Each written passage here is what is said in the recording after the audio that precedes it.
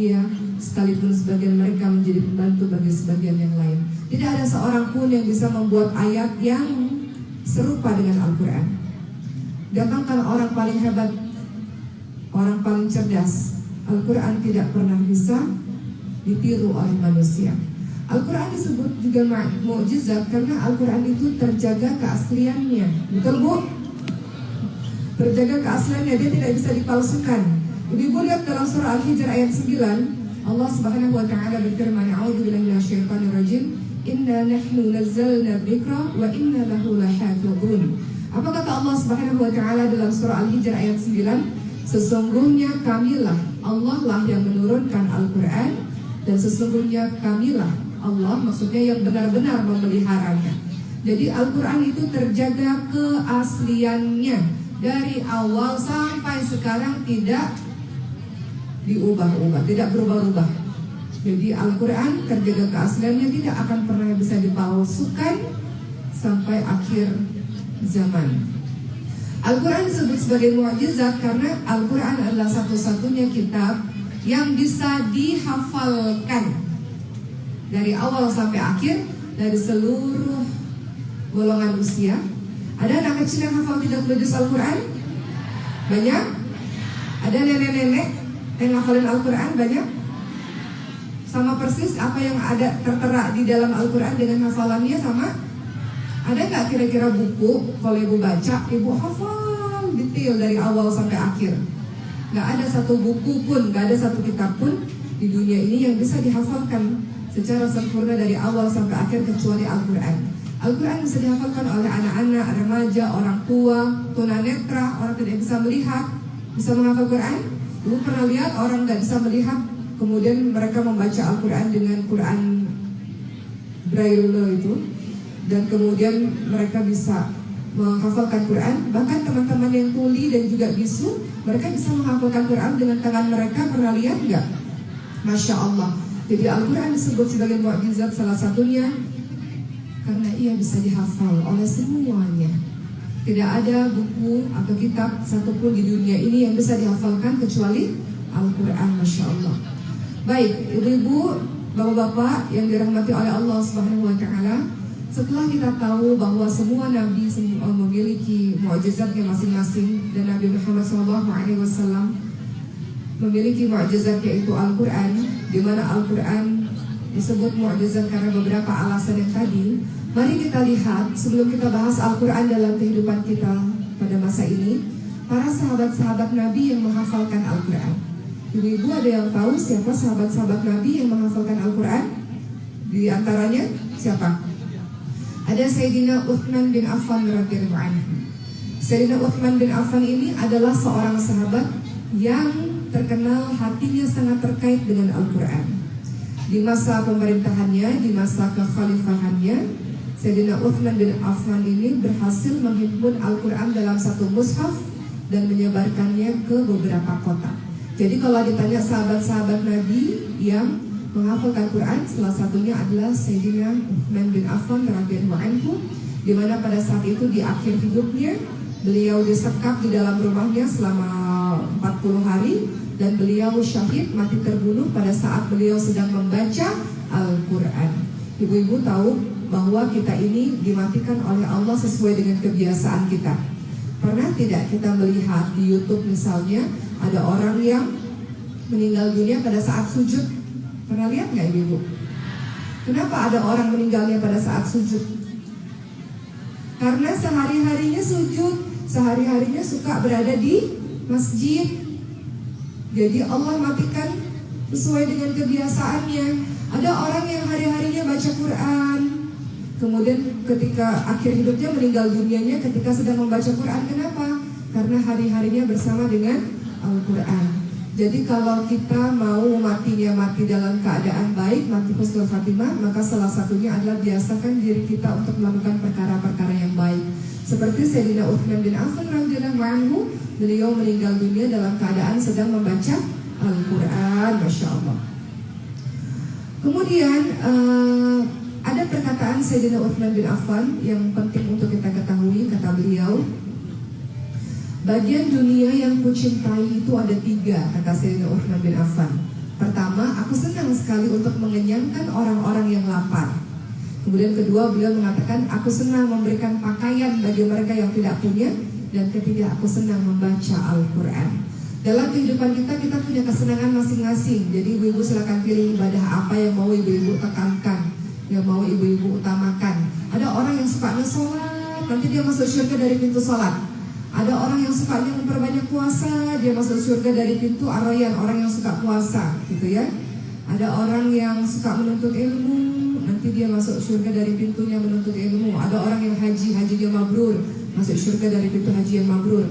Begitulah teman-teman semua. Tapi tadi perkataan Sayyidina Utsman bin Affan, hal yang membuat beliau bahagia adalah memberi makan orang, memberi pakaian orang yang tidak punya pakaian, dan membaca Al-Quran.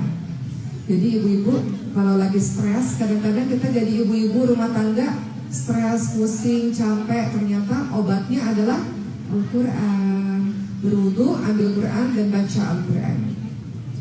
Dalam kesempatan yang lain, Sayyidina Utsman bin Affan juga mengatakan ada 4 hal yang nampak merupakan keutamaan dan yang tersembunyi merupakan kewajiban.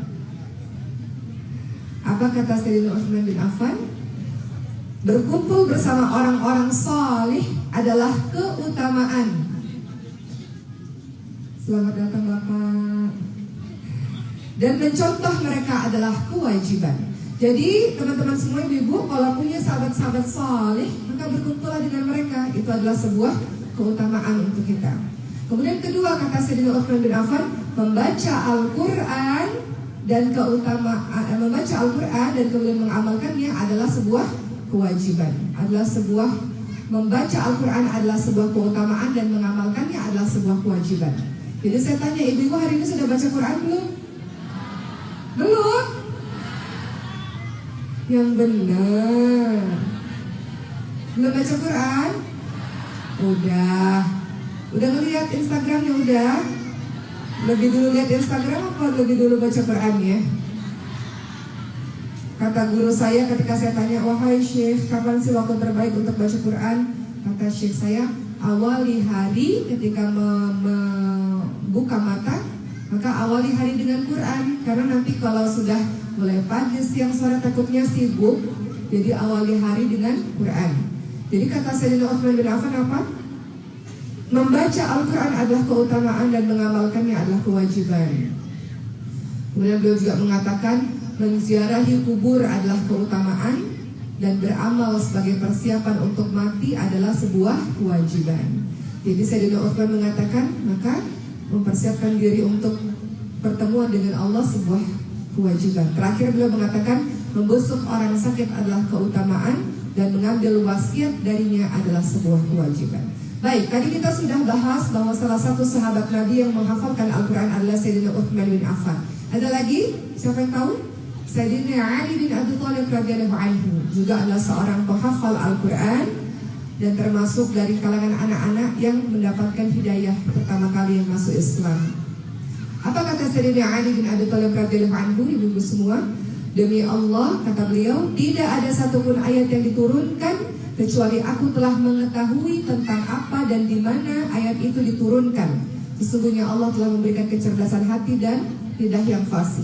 Sayyidina Ali bin Abi Thalib mengajarkan pada kita, ternyata untuk membersamai Al-Quran yang menjadi pedoman bagi kehidupan kita, Al-Quran tidak hanya sekedar dibaca, tapi juga Al-Quran dibaca, Al-Quran dihafalkan, Al-Quran tadabur Quran, dibaca artinya, dihayati, direnungkan. Ini Allah lagi bicara tentang apa ya? Kemudian Al-Quran itu diajarkan. Apa kata Rasulullah SAW? Khairukum man ta'allama al-Quran wa 'allamah. Sebaik-baik orang adalah orang yang belajar dan mengajarkan Al-Quran. Jadi para ibu, para ayah wajib untuk bisa baca Al-Quran. Karena bapak dan ibu adalah guru bagi anak-anaknya. Kan malu bapak-bapak gak bisa baca Quran. Malu gak Pak? Malu. Anak-anak semakin hari semakin pintar, anak-anak semakin cerdas. Kata anak-anak, bapak aja gak bisa baca Quran, ibu aja gak bisa baca Quran. Bener gak? Bapak aja kerjanya main nongkrong mulu di luar misalnya, atau kerja gak pulang-pulang, gak pernah melihat anaknya bapaknya baca Quran. Ibu juga kerjanya nonton sinetron melulu misalnya, atau main gadget melulu, nggak kedengeran ibunya baca Quran. Jangan ibu-ibu sekalian, malu sama anak-anak. Anak-anak kita udah dari kecil-kecil, dari PAUD itu udah hafal juz 30, juz amma. Ibu juz apa? Juz jambu, juz mangga, juz strawberry ya Bu. Tapi saya yakin semua di sini ibunya salihah, masya Allah. Jadi juz berapa ini?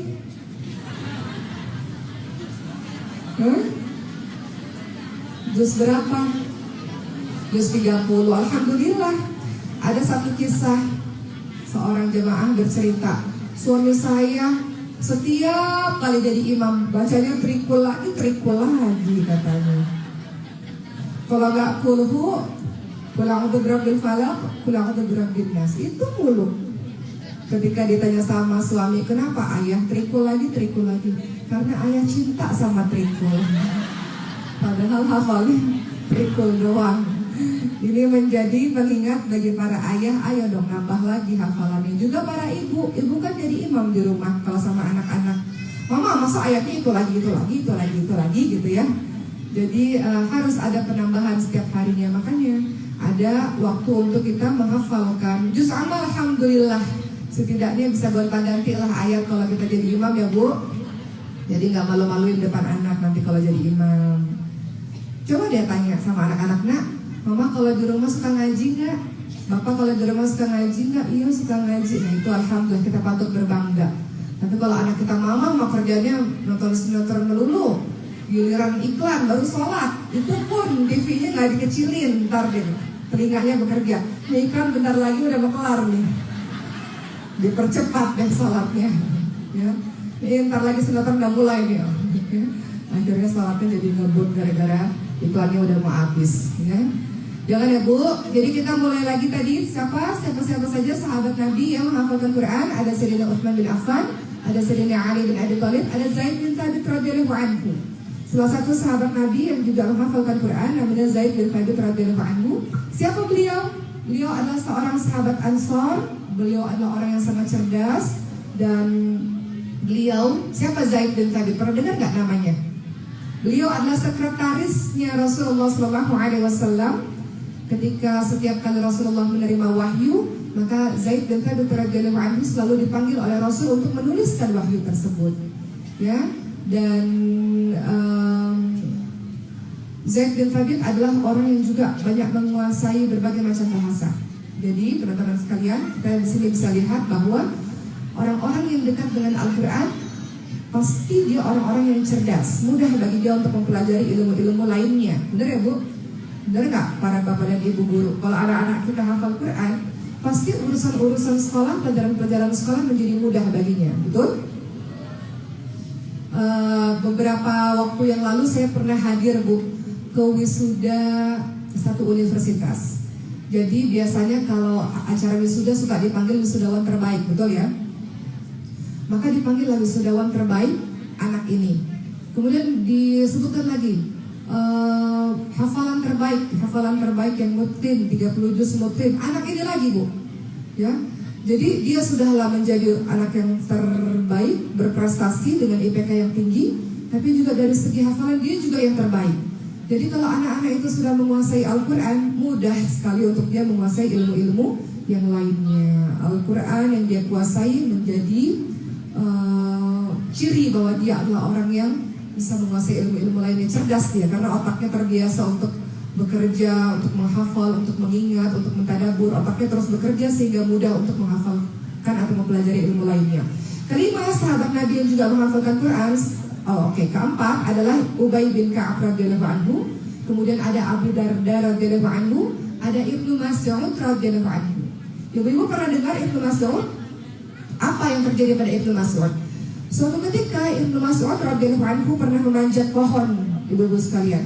Kemudian para sahabat-sahabat melihat betisnya, melihat kakinya Abdullah bin Mas'ud yang sangat kecil dan sangat kurus. Sehingga sahabat pun ketika melihat kakinya Abdullah bin Mas'ud sangat tertawa terbahak-bahak. Maka Rasulullah SAW pun bertanya, apa yang kalian tertawakan?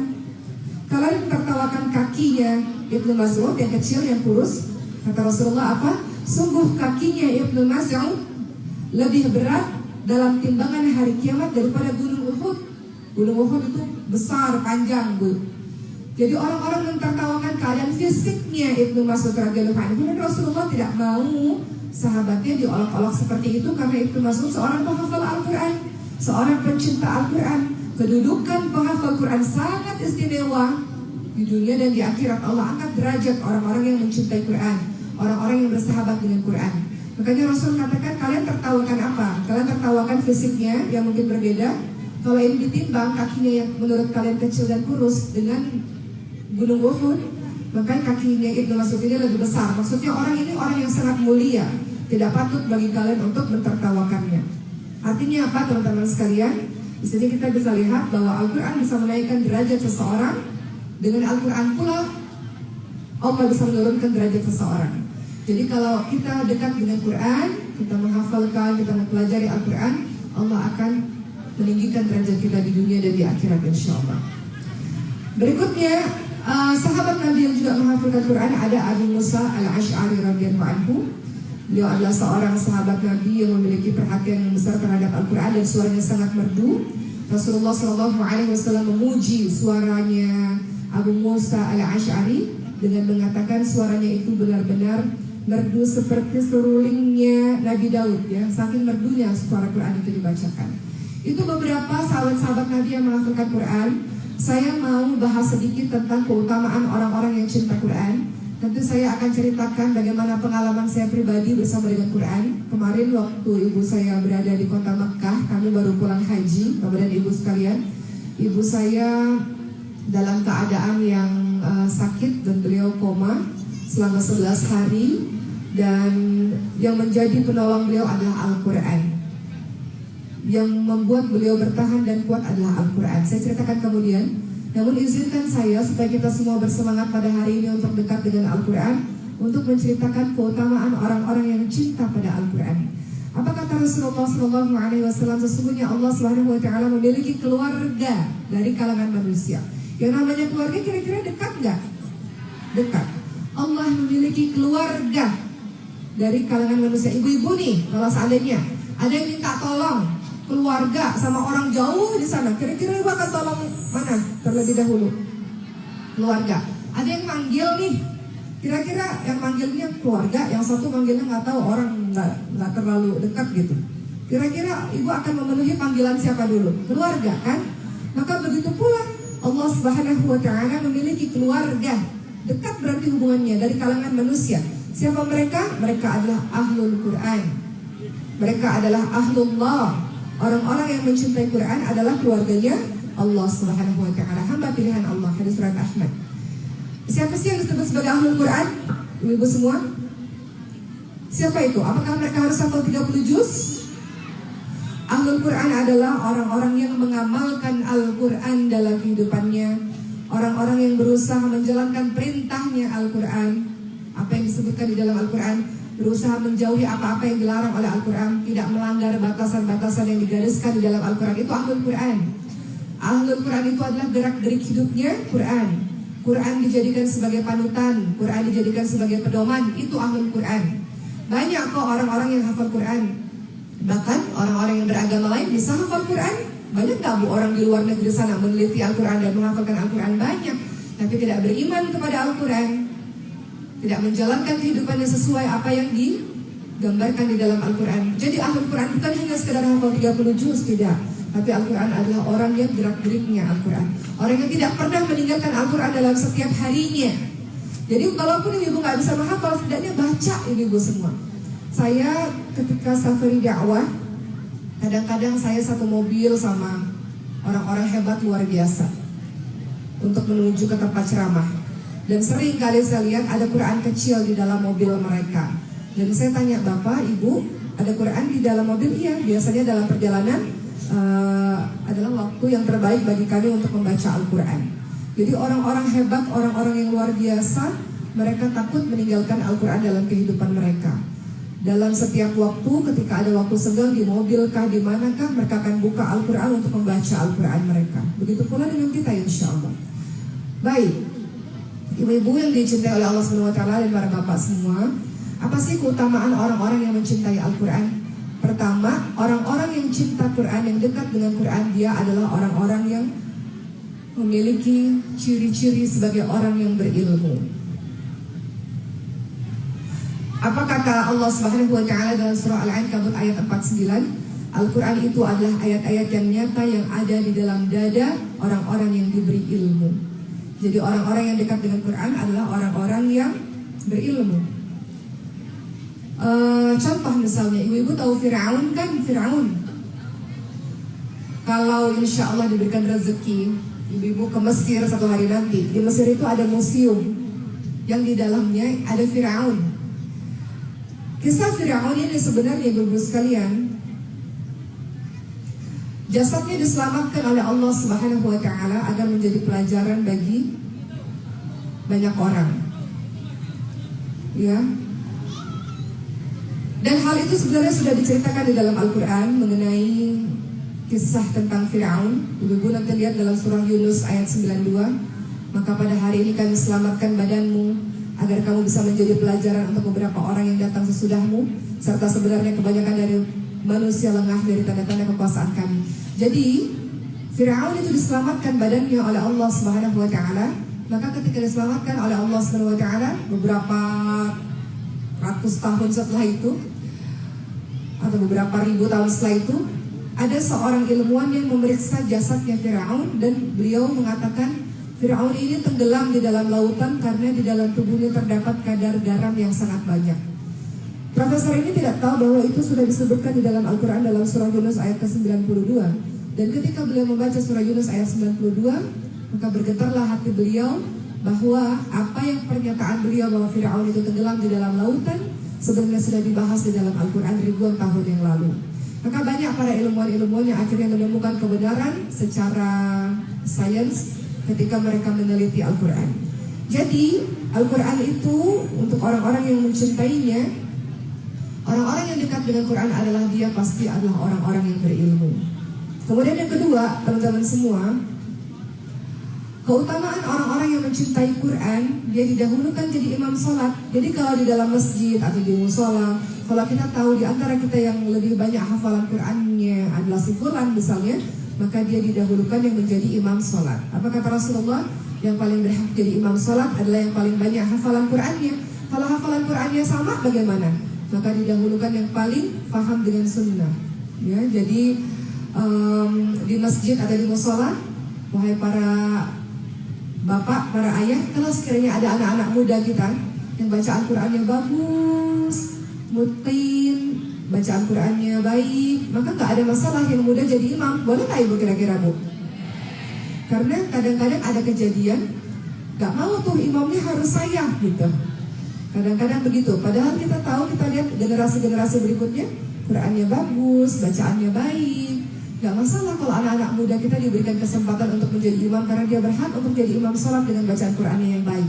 Maka wahai para ibu dan ayah, ajarkan anak-anak kita sedini mungkin, apalagi yang laki-laki, dia jadi imam. Anak-anak kita boleh jadi apapun bu, boleh. Dia boleh jadi pak polisi misalnya, dia boleh jadi siapa lagi? Atlet boleh, jadi artis boleh, jadi pembisnis boleh. Tapi semuanya harus cinta Quran. Dan semuanya, apalagi anak laki-laki, kalau sewaktu-waktu diminta jadi imam harus bisa. Begitu pula para perempuan, karena dia adalah madrasah pertama untuk anak-anaknya. Jadi ibu dan ayah anak kita boleh jadi apapun, tapi pastikan anak-anak kita, khususnya yang laki-laki, ketika dia diminta jadi imam sholat, dia bisa. Bisa bu? Dari kecil kita tetap dalam urusan tidak hanya sekedar sholat, tapi juga urusan Quran. Quran gak hanya sekedar dibaca, tapi Quran juga dihafalkan. Ya. Ketiga, ibu tahu keutamaan para pencinta Quran di zamannya Nabi Muhammad SAW pada saat perang Uhud. Banyak sekali orang-orang yang mati syahid pada saat itu.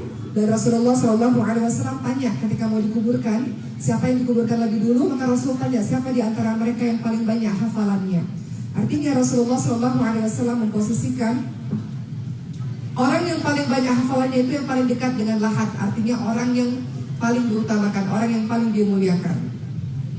Kemudian yang keempat, keutamaan para pencinta Quran, sebenarnya dia diutamakan untuk menjadi pemimpin ketika dia mampu sebetulnya. Ya.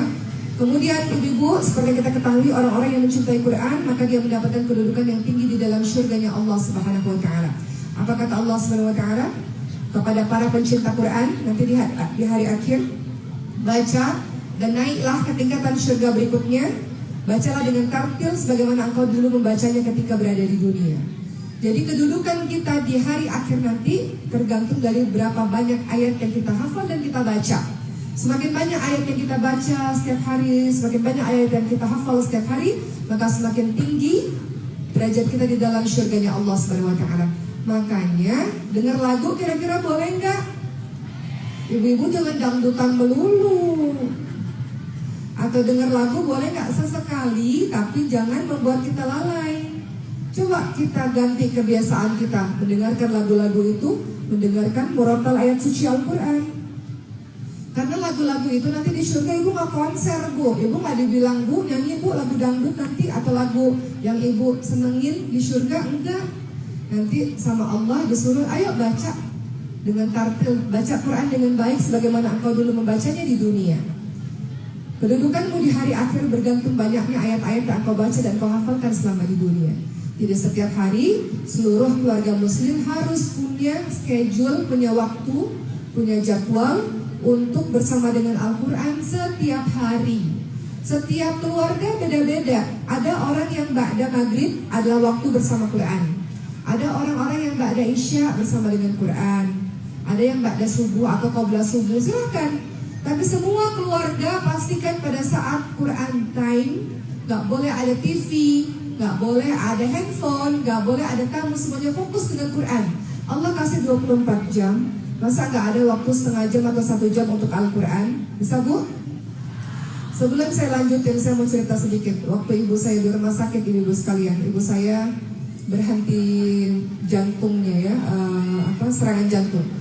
Beliau berhenti nafasnya 5 menit, ibu sekalian, dan beliau berada di ICU pada masa itu. Dan ketika beliau koma, saya membacakan Al-Quran.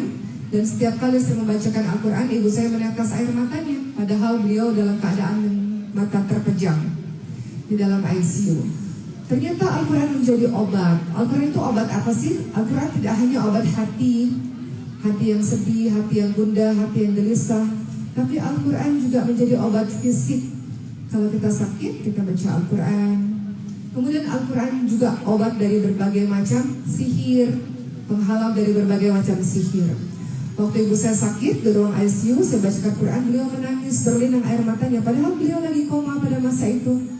Dan kemudian setelah beberapa hari beliau mampu membuka matanya, dan beliau berontak ketika itu di ruang ICU. Dan setiap kali dibaca Al-Quran tenang lagi. Bu, saya mau ingatkan kepada ibu-ibu semua dan kepada saya juga. Bukan tidak mungkin satu hari nanti kita mengalami hal seperti itu.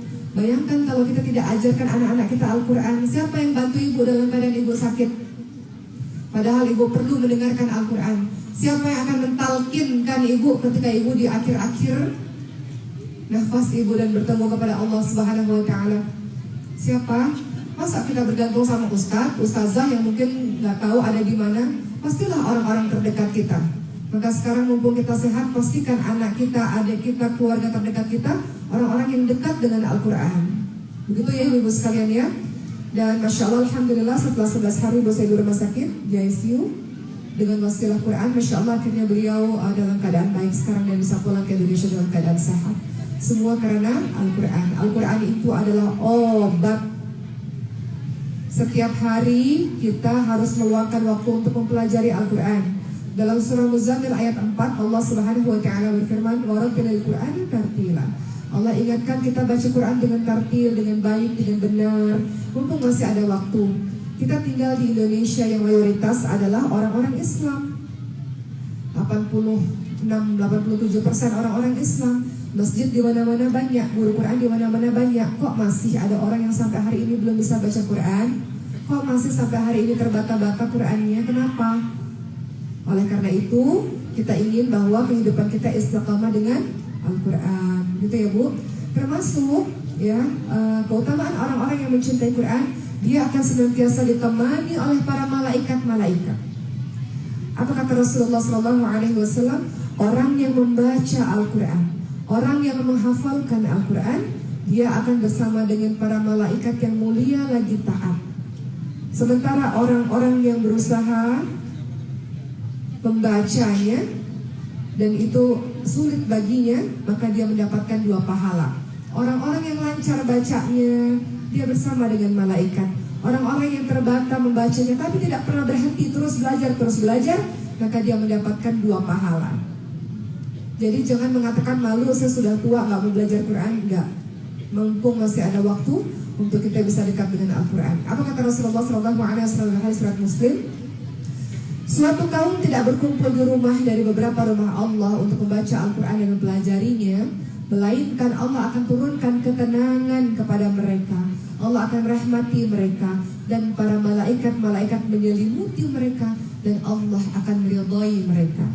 Jadi kalau mau keadaan rumah sejuk, keadaan rumah tenang, baiti jannati, rumahnya menjadi surga, pastikan seluruh anggota keluarga bersama dengan Al-Quran. Suami bersama dengan Al-Quran, istri bersama dengan Al-Quran, anak-anak semua bersama dengan Al-Quran. Ibu doa, Allahumma arhamna bil Quran, Allahumma ja'alna min ahli Al-Quran. Doa kepada Allah Subhanahu wa Ta'ala agar Allah sayangi kita dengan Quran, agar Allah jadikan anak keturunan kita, keluarga kita orang-orang yang cinta Quran. Kenapa di rumah terjadi keributan terus-menerus? Kenapa di rumah seperti neraka?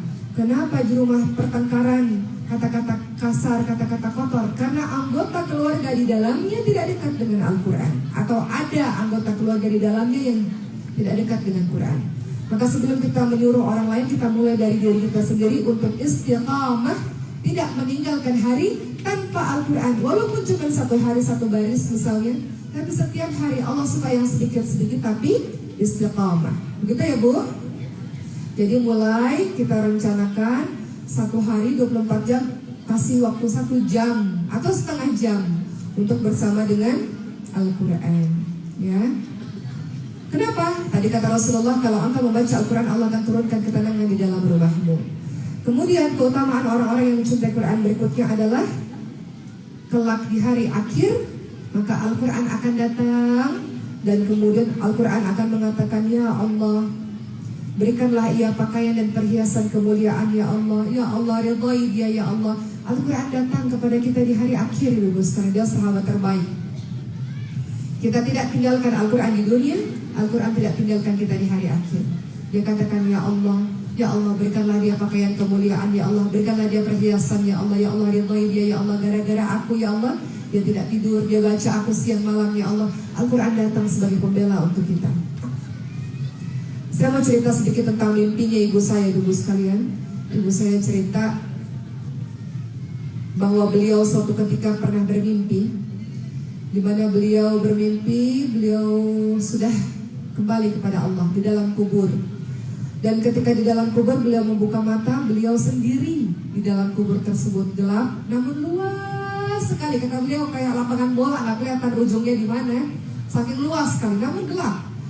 Tiba-tiba ada satu sosok yang tinggi besar, nggak kelihatan wajahnya, nggak tahu siapa gitu ya, pakai pakaian berwarna putih dan memegang Al-Quran. Dari Al-Quran inilah yang kemudian memancarkan cahaya, kata ibu saya, sehingga di kubur itu terasa sangat terang, luas dan terang. Dan ibu saya mengatakan keadaan ini baik. Akhirnya ibu saya memejamkan mata lagi seperti orang tidur. Beliau katakan, oh saya tidak apa-apa, saya aman, saya selamat. Maka beliau memilih untuk tidur lagi. Di dalam mimpinya seperti itu. Ibu saya orang yang menghafalkan Al-Quran, ibu sekalian. Sampai hari ini ibu saya menghafalkan 12 juz Al-Quran. Dan sampai hari ini masih terus menghafalkan Quran. Usia beliau 60 tahun ya. Dan beliau katakan, saya termasuk kenapa beliau ingin menurut yang kita lihat ya, ketika ibu saya dalam keadaan sakit di ruang ICU, saya katakan, ibu belum selesai hafalannya, masih harus terus berjuang. Ketika ibu saya dalam keadaan sakit mengangguk, disitulah saya tahu bahwa Al-Quran menjadi kekuatan baginya. Beliau selalu berkata kepada Allah, jangan panggil saya sebelum saya menyelesaikan tugas saya untuk menghafalkan, mempelajari keseluruhan isi Al-Quran. Jadi Masya Allah, Alhamdulillah, akhirnya beliau bisa bertahan dan sampai hari ini masih terus menghafalkan Quran walaupun dalam keadaan sakit. Ibu saya sekarang di rumah masih terus berbaring dengan kursi roda, tapi masih terus menghafalkan Al-Quran walaupun tidak sama seperti dulu. Kalau dulu sebelum serangan jantung sehari bisa 7 jam bersama dengan Al-Quran. Kalau sekarang karena dalam keadaan sakit beliau meluangkan waktu sehari sejam bersama Quran di atas kasurnya. Orang sakit saja bisa istiqomah dengan Quran.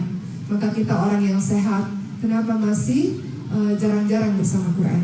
Tapi saya yakin semua di sini adalah orang-orang yang setiap harinya mustahil meninggalkan Al-Quran. Al-Quran adalah sahabat terbaik bagi kita, insya Allah. Baik, kemudian orang-orang yang mencintai Quran, Al-Quran datang memberikan syafaat, Bu. Syafaat bagi kita di hari akhir. Siapa yang bisa tolong kita di hari akhir? Nggak ada. Apa kata Rasulullah SAW? Rajinlah membaca Al-Quran karena dia akan memberikan syafaat bagi para pencintanya di hari kiamat. Amalan puasa dan amalan Al-Quran akan memberikan syafaat bagi orang-orang di hari kiamat. Kata puasa apa? Kata amalan puasa, wahai Rabb, gara-gara aku ya Allah, aku telah menahannya dari makan, dari syahwat di siang hari, maka izinkanlah aku memberikan syafaat kepadanya ya Allah, kata puasa. Begitu pula kata Al-Quran. Al-Quran datang menghadap kepada Allah dan Al-Quran katakan, ya Allah, karena aku ya Allah, akulah yang menahannya dari tidur di waktu malam ya Allah, maka izinkanlah aku untuk memberikan syafaat kepadanya ya Allah, izinkanlah aku untuk memberikan pertolongan kepadanya ya Allah. Maka amalan puasa dan amalan Quran ini pun diizinkan memberikan syafaat bagi orang yang telah wafat itu. Jadi ibu sekalian, gak ada alasan untuk kita gak bersama dengan Quran. Setiap hari harus bersama dengan Al-Quran. Begitu pula anak-anak kita yang menghafalkan Quran, mencintai Quran, maka orang tuanya dimuliakan dengan diberikan jubah kemuliaan, diberikan mahkota kemuliaan. Masya Allah. Baik, kita sudah bahas mengenai Al-Quran sebagai mukjizat. Kita sudah bahas mengenai bagaimana sahabat-sahabat Nabi yang menghafalkan Quran. Kita sudah bahas apa keutamaan orang-orang yang mencintai Quran. Sekarang kita akan bahas fungsi Al-Quran dalam kehidupan kita. Apa fungsi Al-Quran dalam kehidupan ibu-ibu semua? Kok ada suaranya? Apa fungsi Al-Quran dalam kehidupan ibu? Sebagai pedoman. Kita lihat dalam surah Al-Baqarah ayat 185, Allah Subhanahu wa taala berfirman, a'udzubillahi minasyaitonir rajim. Syahrul Ramadan alladzi unzila fihi al-Qur'anu hudan lin-nasi wa bayyinatin minal huda wal furqan. Beberapa hari yang ditentukan itu ialah pada bulan Ramadan, bulan yang diturunkannya lembaran Al-Quran yang di dalamnya berisi petunjuk bagi manusia. Dan penjelasan-penjelasan mengenai petunjuk itu pembeda antara yang hak dan yang batil. Jadi Al-Quran datang sebagai petunjuk. Saya datang ke sini tadi pakai penunjuk jalan. Kalau nggak pakai penunjuk jalan saya nyasar. Ibu-ibu di dunia ini harus pakai petunjuk juga. Kalau nggak pakai petunjuk hilang arah. Betul Bu? Petunjuknya apa? Al-Quran. Sama saya kalau datang ke sini saya nggak tahu alamatnya di mana, jamnya lewat mana. Kalau nggak pakai petunjuk jalan ya nggak bakalan sampai. Begitu pula dalam kehidupan kita, kita perlu Al-Quran dalam kehidupan kita kalau nggak mau nyasar. Kita perlu Al-Quran dalam kehidupan kita kalau kita tidak mau kehilangan arah. Kita mau kehidupan kita lurus.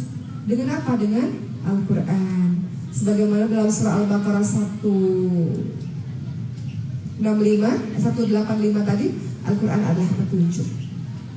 Begitu pula ibu lihat dalam surah Al-Isra ayat ke-9, Allah Subhanahu wa taala berfirman, a'udzubillahi minasyaitonir rajim, inna hadzal qur'ana yahdi lillati hiya aqwam wa yubashshirul mu'minina alladzina ya'maluna as-salihati anna lahum ajran kabira. Sesungguhnya Al-Quran ini memberikan petunjuk kepada jalan yang lurus, memberikan kabar gembira bagi orang-orang mukmin. Al-Quran adalah kabar gembira untuk orang-orang yang beriman, orang-orang yang mengerjakan amal salih, bahwa bagi mereka ada pahala yang besar. Dalam kehidupan kita ini kadang-kadang kita belok kanan, belok kiri, betul nggak Bu? Makanya dalam sholat ibu selalu mengatakan apa? Ihdinas siratal mustaqim. Ya Allah, tunjukilah kami jalan yang lurus, betul?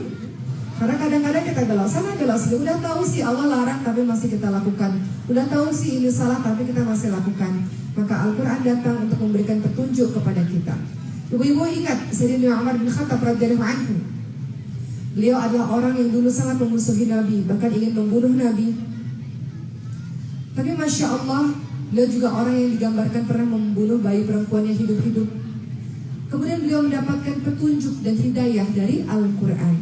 Ketika pada saat itu beliau hendak bunuh Nabi, kemudian salah seorang sahabat mengatakan, wahai Umar, engkau ingin membunuh Nabi Muhammad SAW sementara adikmu sendiri telah memeluk Islam, maka datanglah kepada adikmu. Maka pada saat itu Sayyidina Umar sangat marah, Dan kemudian sang adik membacakan surah Thaha untuk Sayyidina Umar bin Khattab. Karena mendengarkan surah Thaha, maka kemudian Sayyidina Umar bin Khattab mendapatkan hidayah. Karena mendengarkan Al-Quran mendapatkan hidayah.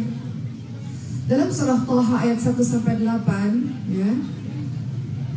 Ibu-ibu bawa Quran enggak? Dalam surah Thaha ayat 1-8, saya bacakan saja artinya ya. Surah itu menggetarkan hatinya Sayyidina Umar bin Khattab, ibu-ibu sekalian. Kenapa? Saya bacakan, A'udzubillahi minasyaitonir rajim. Thaha, ma anzalna 'alaikal Qur'ana litashqa illa tadhkiratan liman yakhsha tanzilan mimman khalaqal arda was samawati al-'ula ar-rahmanu 'alal 'arsyi istawa lahu ma fis samawati wa ma fil ardi wa ma bainahuma wa ma tahta ath-thara fa in tajhar bil qawli fa innahu ya'lamu sirra wa akhfa Allahu la ilaha illa hu lahul asmaul husna. Dalam surah Thaha ayat 1-8 dikatakan, Thaha, kami tidak menurunkan Al-Quran kepadamu agar engkau menjadi susah, tetapi Al-Quran datang kepadamu sebagai peringatan bagi orang-orang yang takut kepada Allah Subhanahu wa Ta'ala. Yaitu Al-Quran diturunkan dari Allah yang menciptakan bumi dan langit yang tinggi, Tuhan yang maha pemurah yang bersemayam di atas arsy. Kepunyaan Allah lah apa yang ada di langit dan apa yang ada di bumi dan apa yang ada di dalam tanah. Dan jika kamu mengeraskan ucapanmu, maka sesungguhnya Allah mengetahui yang rahasia yang lebih tersembunyi. Allah dialah Allah, tidak ada Tuhan yang berhak disembah selain Allah, dan Allah memiliki nama-nama baik yaitu Asmaul Husna. Jadi ketika mendengarkan ayat ini, maka hati Sayyidina Umar bergetar bahwa Sayyidina Umar kemudian memasuki Islam karena mendengarkan surah Thaha. Bagaimana dengan kita? Betapa banyak Al-Quran yang terdengar di telinga kita namun tak juga masuk ke dalam hati kita. Masya Allah, Al-Quran mampu menembus hati Sayyidina Umar bin Khattab radhiyallahu anhu, dari orang yang dulunya paling benci Nabi, ketika masuk Islam menjadi seorang khalifah, dan sekarang kuburnya bersebelahan dengan kubur Nabi, dimuliakan oleh Allah Subhanahu wa Ta'ala. Apapun dulu masa lalunya ketika dia sudah bersentuhan dengan Al-Quran, apapun dulu kejahatannya ketika sudah bersentuhan dengan Al-Quran, sudah masuk Islam dengan luar biasa, belajar sungguh-sungguh, maka lihatlah betapa Allah memuliakan dirinya. Maka Al-Quran bagi kita adalah sebagai petunjuk, ibu-ibu sekalian, sebagai petunjuk bagi kita. Kedua, Al-Quran tidak hanya sebagai petunjuk, tapi Al-Quran juga sebagai obat. Dalam surah Al-Isra ayat ke-82, Al-Quran sebagai obat. A'udzubillahi minasyaitonir rajim, kata Allah, wa nunazzilu minal Qur'ani ma huwa shifaa'un wa rahmatun lil mu'minin wa la yazidu adh-dhalimina illa khasara. Dan kami turunkan Al-Quran sebagai obat. Al-Quran sebagai obat, Al-Quran sebagai rahmat bagi orang-orang yang beriman. Dalam kehidupan kita, ibu pernah sedih kan? Pernah merasa hatinya sedang tidak baik-baik saja? Al-Quran obatnya. Dalam kehidupan kita, badan kita pernah sakit, fisik kita pernah sakit, Al-Quran obatnya. Dalam kehidupan kita mungkin ada orang-orang iseng, ya, yang kemudian mengganggu kita dengan mengirimkan sihir. Gak akan bekerja sihir itu kalau kita dekat dengan Al-Quran. Jadi bagaimana mungkin seorang muslim bisa meninggalkan Al-Quran? Mustahil, ibu muslim. Karena Al-Quran adalah asyifa. Al-Quran menguatkan hati kita pada saat kita sedih. Al-Quran menyembuhkan fisik kita pada saat kita sakit. Al-Quran menghilangkan berbagai macam sihir-sihir dari orang-orang yang dengki dan hasad kepada diri kita. Al-Quran penjaga kita. Jadi kalau ada orang yang bisa santai-santai saja meninggalkan hari tanpa Al-Quran, muslim seperti apa ini? Mukmin seperti apa ini? Apa yang melindungi dirimu? Sementara dalam kehidupanmu banyak sekali hal-hal yang membahayakan dirimu. Maka Al-Quran datang sebagai obat, Al-Quran datang sebagai petunjuk bagi diri kita, insya Allah. Baik, ibu-ibu yang dirahmati oleh Allah Subhanahu wa Ta'ala, mungkin terakhir dari saya, ada hal yang kita bisa lakukan untuk kita bisa dekat dengan Al-Quran mulai dari sekarang. Pertama adalah tadi saya katakan dengan terus membacanya, ya, kemudian kita hafal betul-betul, kemudian kita tadabbur betul-betul, ibu-ibu sekalian. Namun yang paling penting dari itu semua, pastikan bahwa apa yang kita lakukan adalah ikhlas.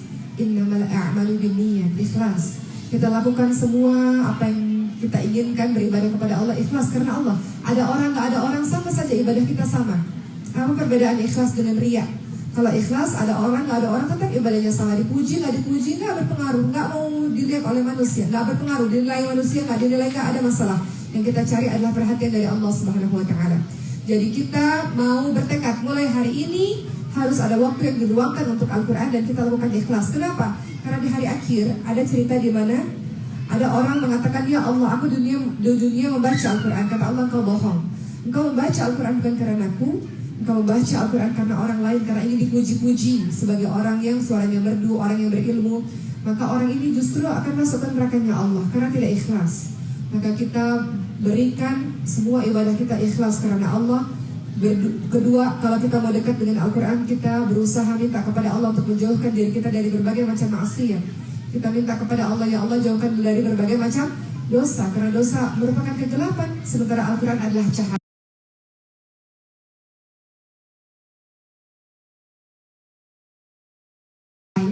Doa kepada Allah, Rabbana la tuzigh qulubana ba'da idh hadaitana wa hab lana min ladunka rahmah innaka antal wahhab. Kita minta kepada Allah dijauhkan dari berbagai macam dosa supaya kita istiqamah dalam beramal salih. Ketiga, mau dekat dengan Al-Quran, perbaiki akhlak.